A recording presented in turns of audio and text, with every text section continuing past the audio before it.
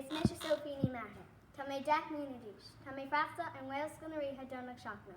Is seo réamhaisnéis na haimsire don deir seachta. Sa túsgurt, tití báisteach agus bhaid sé scamach. Sa deisgurt, bhaid an gléanach spalcú so gur ucht de gréine. San iarthar, bhaid sé cur sneachta. Tití clotha sneachta agus bhaid siad pingver so fanast. San uirthar, bhaid an galaghuithe ag séidiú. So bhain na héadí an lína agus cur síos an trampolin. I roi sé níos fear hart there do ag a clog imagine. Bhaid le hello rá le a cordang mas cumri. Gurma got slán. Dígríb, is me sin rubí an connacht tá mé néblina díis agus tá mé freistal ar gils chunairí. Seo réamhaisnéis na haimsire don deir seachna. Sinóna I roi an ghuís an airthar, agus bain about her slap. Sa deisgurt ba sé nibnach for.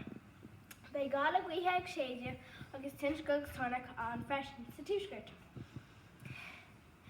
Bei clocha sneachta agus báiste san iarthar. Bua lem helórá le a chairde an gceall scoláirithe. Is an clog ní slatra agus tá néblina díis.